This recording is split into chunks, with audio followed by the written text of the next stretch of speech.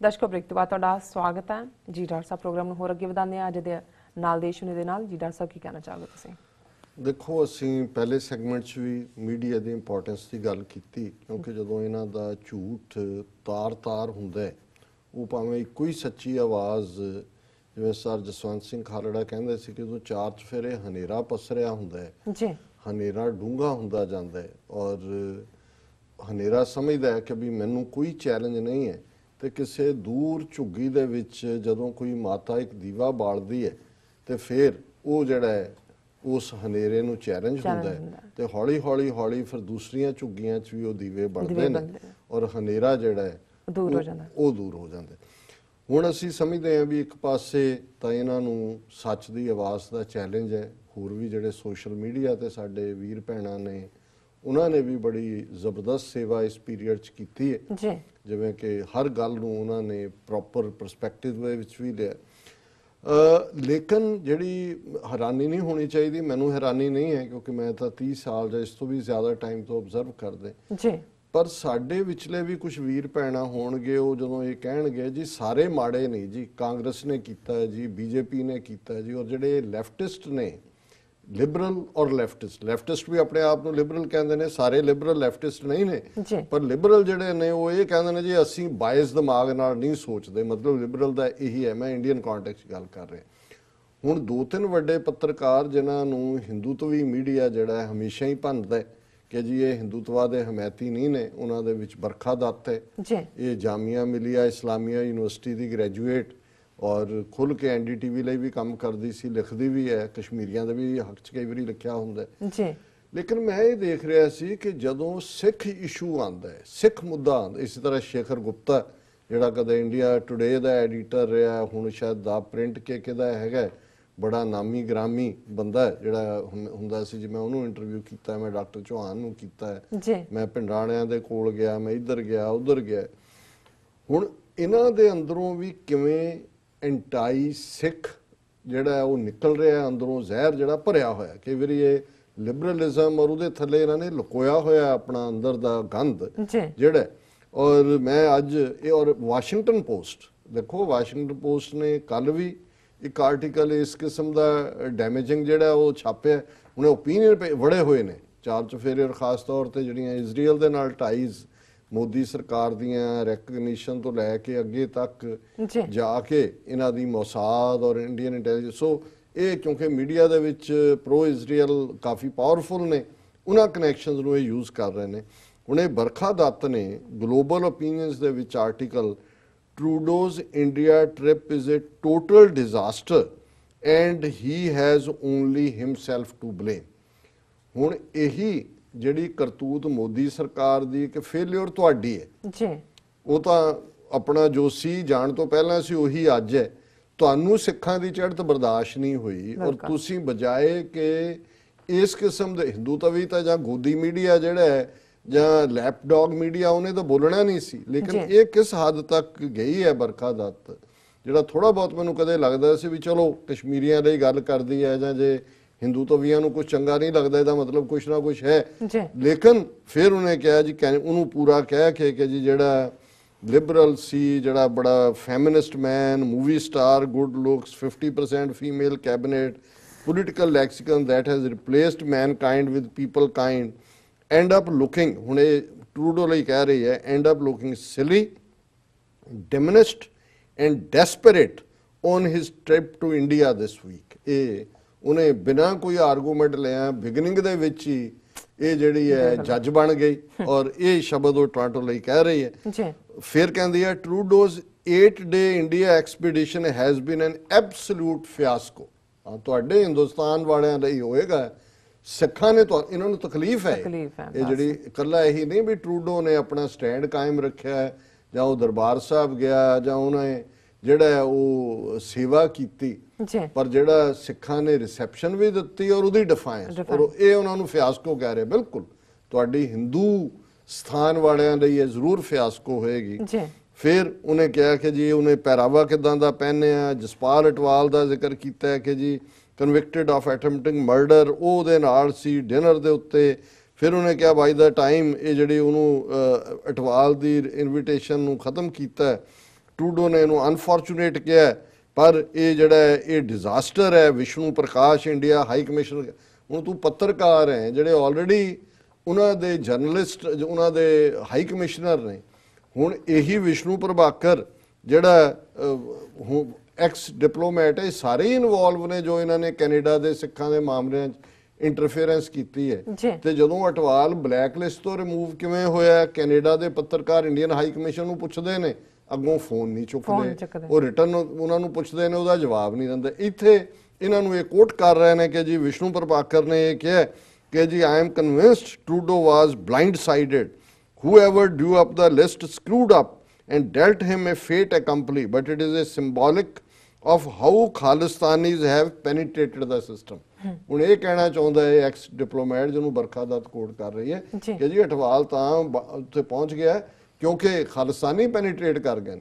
ਹਾਲਾਂਕਿ ਕੈਨੇਡੀਅਨ ਜਿਹੜੇ ਸਿਕਿਉਰਿਟੀ ਨੇ ਉਹ ਕਹਿ ਰਹੇ ਨੇ ਜੀ ਇਹ ਇੰਡੀਅਨ ਇੰਟੈਲੀਜੈਂਸ ਆਪਰੇਸ਼ਨ ਹੈ, ਉਹਨੂੰ ਬਲੈਕ ਲਿਸਟ ਚੋਂ ਕੱਢਿਆ, ਇਹਨੂੰ ਇਹਨਾਂ ਨੇ ਰੱਖਿਆ ਹੋਇਆ ਸੀ ਟਰੂਡੋ ਨੂੰ ਐਮਬੈਰਸ ਕਰਨ ਲਈ। ਸੋ ਟੋਟਲ ਇਹ ਜਿਹੜਾ ਸਰਕਾਰੀ ਨੈਰੇਟਿਵ ਬਰਖਾ ਦੱਤ ਦੇ ਰਹੀ ਹੈ। ਫਿਰ ਉਹਨੇ ਕਿਹਾ ਕਿ ਬਈ ਸਿੰਸ ਟਰੂਡੋ ਵਨ ਦਾ ਇਲੈਕਸ਼ਨ 2015 'ਚ, ਫਿਰ ਉਹਨੇ ਕਿਹਾ ਜੀ ਕਿ ਇਹ ਜਿਹੜੀ ਹੈ ਸਿੱਖਾਂ ਦੇ ਨਾਲ ਖਾਲਿਸਤਾਨੀਆਂ ਦੇ ਨਾਲ ਇਹ ਰਲ ਗਿਆ ਜਿਹੜੇ ਕਿ ਸੈਪਰੇਟ ਖਾਲਿਸਤਾਨ ਕੰਟਰੀ ਚਾਹੁੰਦੇ ਨੇ, who unleashed a bloodbath in the state of Punjab in the 80s। ਹੁਣ ਇਹ ਵੀ ਪੰਜਾਬ 'ਚ ਜਿਹੜਾ ਲੱਖ ਮੁੰਡਾ ਸਾਡਾ ਮਾਰਿਆ ਖਾਲਿਸਤਾਨੀਆਂ ਨੇ ਮਾਰਿਆ, ਇਹ ਬਰਖਾ ਦੱਤ ਕਹਿ ਰਹੀ ਹੈ ਕਿ ਜੇ ਨਾ ਖਾਲਿਸਤਾਨੀਆਂ ਨੇ ਅਨਲੀਸ਼ ਕੀਤਾ ਹੈ ਪੰਜਾਬ ਦੇ ਵਿੱਚ।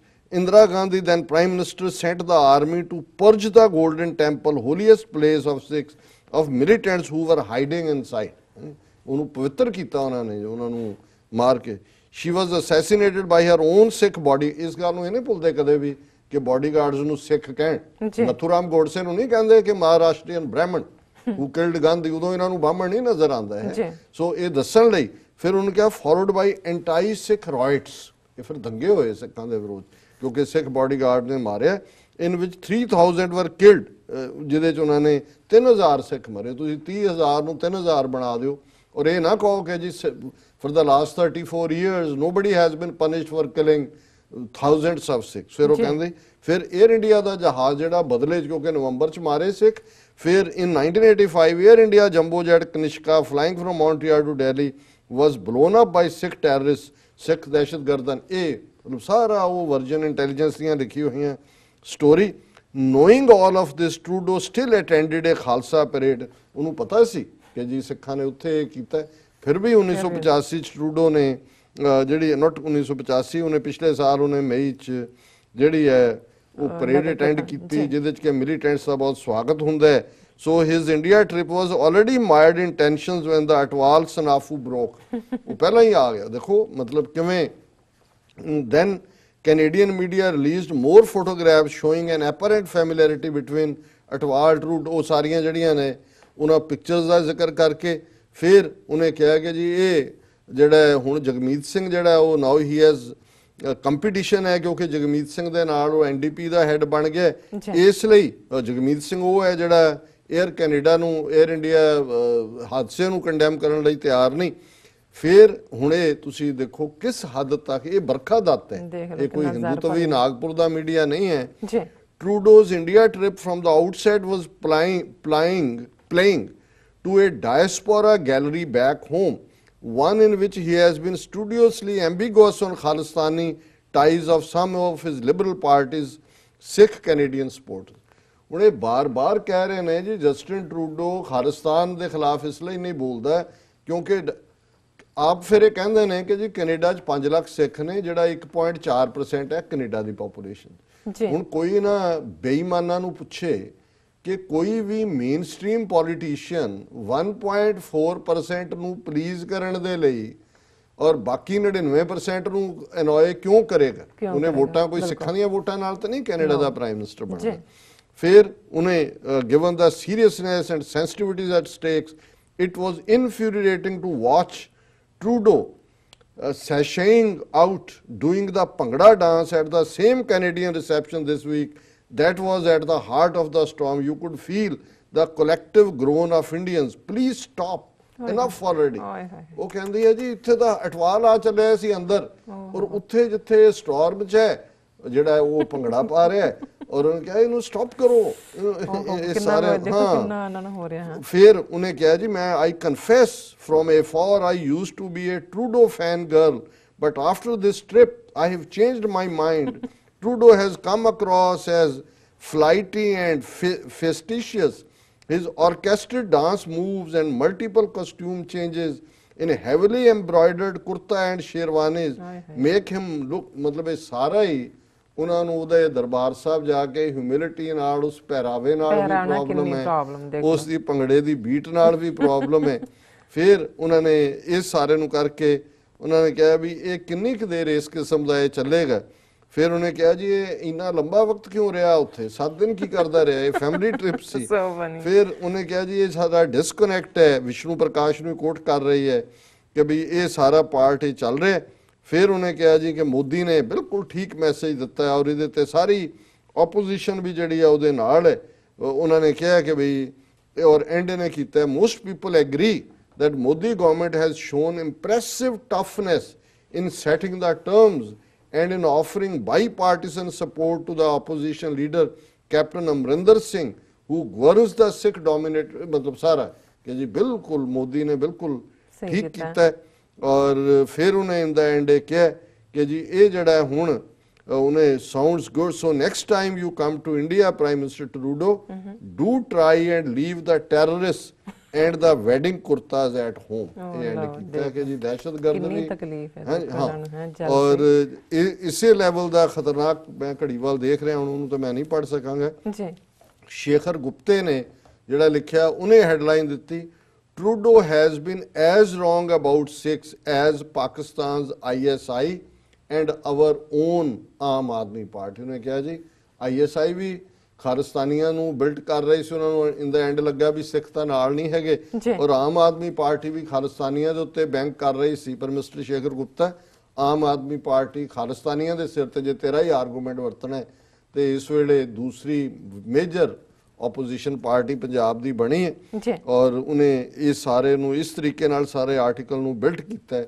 ਉਹੀ ਹੇਟਰੇਡ ਹੈ ਜਿਹੜੀ ਬਰਖਾ ਦੱਤ ਵਾਲੀ ਹੈ। ਔਰ ਇਸੇ ਤਰ੍ਹਾਂ ਈਵਨ ਗਲੋਬ ਐਂਡ ਮੇਲ ਦੇ ਵਿੱਚ ਇਹ ਨਾਂ ਤੋਂ ਤਾਂ ਇਹ ਪਤਾ ਨਹੀਂ ਉਸੇ ਹੀ ਉਹ ਜਿਹੜਾ ਫਤਿਹ ਹੈ ਉਹਦੇ ਦਾ ਸੋਨੀਆ ਫਤਿਹ ਕੋਈ ਹੈ ਗਲੋਬ ਐਂਡ ਮੇਲ ਦੇ ਵਿੱਚ ਉਹਨੇ ਵੀ ਇੰਨਾ ਹੀ ਡੈਮੇਜਿੰਗ ਆਰਟੀਕਲ ਲਿਖਿਆ ਹੈ after N awkward India visit will Trudeau learn his lesson ਕਿ ਜੀ ਇੰਨੀ ਔਕਵਰਡ ਕੀ ਟਰੂਡੋ ਨੂੰ ਹੁਣ ਸਬਕ ਮਿਲ ਗਿਆ ਕਿ ਨਹੀਂ ਮਿਲ ਗਿਆ। ਸੋ ਕੁੱਲ ਮਿਲਾ ਕੇ ਸਾਡੇ ਦਰਸ਼ਕ ਜਨ ਤੇ ਸਰੋਤਾ ਜਨ ਦੇਖ ਲਓ ਵੀ ਵਾਹ ਕਿਹਨਾਂ ਨਾਲ ਹੈ ਤੇ ਜੇ ਇਹਨਾਂ ਦਾ ਕੋਈ ਮੂੰਹ ਭੰਨ ਸਕਦੇ ਤੇ ਮੀਡੀਆ ਦਾ ਜਵਾਬ ਮੀਡੀਆ ਦੇ ਸਕਦਾ ਹੈ। ਬਿਲਕੁਲ ਗੁਰਦੁਆਰਾ ਸਾਹਿਬ 'ਚ ਜੈਕਾਰੇ ਲਾ ਕੇ ਚੜ੍ਹਦੀ ਕਲਾ ਬਹੁਤ ਜ਼ਰੂਰੀ ਹੈ, ਉਹ ਸਾਡੀ ਸਪਿਰਿਟ ਦੀ ਖੁਰਾਕ ਹੈ, ਸਾਨੂੰ ਅੰਦਰੋਂ ਹੌਸਲਾ ਦਿੰਦੀ ਹੈ। ਪਰ ਜਦੋਂ ਤੁਸੀਂ ਬਾਹਰ ਨਿਕਲ ਕੇ ਕਰਨੇ ਅੱਜ ਦੀਆਂ ਲੜਾਈਆਂ ਜੰਗ ਦੇ ਮੈਦਾਨਾਂ 'ਚ ਨਹੀਂ ਲੜੀਆਂ ਜਿੱਤੀਆਂ ਹਾਰੀਆਂ ਜਾਂਦੀਆਂ, ਮੀਡੀਆ 'ਚ ਲੜੀਆਂ ਜਾਂਦੀਆਂ ਨੇ, ਉੱਥੇ ਹੀ ਜਿੱਤੀਆਂ ਹਾਰੀਆਂ ਜਾਂਦੀਆਂ ਨੇ। ਸੋ TV 84 at your door steps ਇਹ ਤੁਹਾਡੇ ਘਰ ਦੀਆਂ ਬੂਹਾਂ ਤੇ ਹੈ ਔਰ ਅਸੀਂ ਸਮਝਦੇ ਹਾਂ ਵੀ ਇਹ ਇਸ ਵੇਲੇ ਇਹਨਾਂ ਨੇ ਭਾਰਤੀ ਬ੍ਰਾਹਮਣ ਤੰਤਰ ਨੇ ਸਾਰੇ ਹੀ ਜਿਹੜੇ ਨੇ ਉਹ ਦਰਵਾਜ਼ੇ ਖੋਲ ਦਿੱਤੇ ਨੇ ਖੁੱਲ ਕੇ ਸਿੱਖਾਂ ਦੇ ਉੱਤੇ ਚਾਰ ਚੁਫੇਰੇ ਫਾਇਰਿੰਗ ਹੈ ਫਰਮ ਐਵਰੀ ਐਂਗਲ। ਔਰ ਇਹਦਾ ਜਵਾਬ ਜਿਹੜਾ ਹੈ ਉਹ ਇੱਕੋ ਹੀ ਹੈ ਵੀ ਭੰਗੀਆਂ ਵਾਲੀ ਤੋਪ ਜਿਹੜੀ ਹੈ ਹੁਣ ਇਹ ਵੀ ਨਾ ਕਹਿ ਦੇਣ ਜੀ ਦੇਖੋ ਮਿਲੀਟੈਂਸੀ ਹੈ, ਮਤਲਬ ਮੀਡੀਆ 'ਚ ਜਿਹੜੀ ਹੈ ਉਹ ਇੱਕੋ ਹੀ ਕਾਫੀ ਹੁੰਦੀ ਹੈ ਕਿਉਂਕਿ ਝੂਠ ਹੈ ਔਰ ਜਿਹੜਾ ਝੂਠ ਦੇ ਉੱਤੇ ਮਬਨੀ ਇਮਾਰਤ ਹੈ ਉਸ ਨੂੰ ਢਾਣਾ ਕੋਈ ਬਹੁਤਾ ਔਖਾ ਨਹੀਂ ਹੁੰਦਾ। ਜੀ ਡਾਕਟਰ ਸਾਹਿਬ ਬਿਲਕੁਲ ਇੱਥੇ ਲੈਂਦੇ ਹਾਂ ਬ੍ਰੇਕ ਤੋਂ ਪਹਿਲਾਂ ਅਸੀਂ ਆਪਣੇ ਦਰਸ਼ਕਾਂ ਤੇ ਸਰੋਤਿਆਂ ਨੂੰ ਅਪੀਲ ਕਰਦੀ ਹੈ ਜਿਸ ਤਰ੍ਹਾਂ ਕਿ ਤੁਸੀਂ ਡਾਕਟਰ ਸਾਹਿਬ ਦੀ ਜ਼ੁਬਾਨੀ ਸੁਣਿਆ ਕਿ ਕਿਸ ਤਰ੍ਹਾਂ ਮੀਡੀਆ ਸਾਡੇ ਸਿੱਖਾਂ ਤੇ ਵਾਰ ਕਰ ਰਿਹਾ। ਅਸੀਂ ਵੀ ਚਾਹਾਂਗੇ ਕਿ ਅਸੀਂ ਵੀ ਆਪਣੇ ਮੀਡੀਆ ਥਰੂ ਉਹਨਾਂ ਨੂੰ ਆਪਾਂ ਜਵਾਬ ਦੇ ਸਕੀਏ। ਅਸੀਂ ਚਾਹਾਂਗੇ ਕਿ ਤੁਸੀਂ TV 84 ਦੀ ਖੁੱਲ੍ਹ ਕੇ ਹਮਾਇਤ ਕਰੋ, ਖੁੱਲ੍ਹ ਕੇ ਮਾਈਕ ਸਹਾਇਤਾ ਕਰੋ। ਤੁਸੀਂ ਆਪਣੀ ਮਾਈਕ ਸਹਾਇਤਾ ਸਾਡੀ ਵੈਬਸਾਈਟ tv84.tv ਤੇ ਜਾ ਕੇ ਪੇਪਲ ਦੀ ਵਰਤੋਂ ਕਰਕੇ ਵਨ ਟਾਈਮ ਹੀ ਡੋਨੇਟ ਕਰ ਸਕਦੇ ਹੋ ਜਾਂ ਫਿਰ ਤੁਸੀਂ ਮੰਥਲੀ ਵੀ ਕਰ ਸਕਦੇ ਹੋ ਜਾਂ ਫਿਰ ਤੁਸੀਂ ਜੋ ਸਕਰੀਨ ਤੇ ਦਿੱਤੇ ਗਏ ਪਤੇ ਨੇ ਉਹ ਤੇ ਤੁਸੀਂ ਸਾਨੂੰ ਮੇਲ ਵੀ ਕਰ ਸਕਦੇ ਹੋ, ਤੁਸੀਂ ਸਾਨੂੰ ਕਾਲ ਵੀ ਕਰ ਸਕਦੇ ਹੋ। ਵਿਊਅਰਸ ਤੁਸੀਂ ਕਿਤੇ ਨਹੀਂ ਜਾਣਾ, ਮਿਲਦੇ ਹਾਂ ਆਫਟਰ ਦਿਸ ਸ਼ਾਰਟ ਬ੍ਰੇਕ।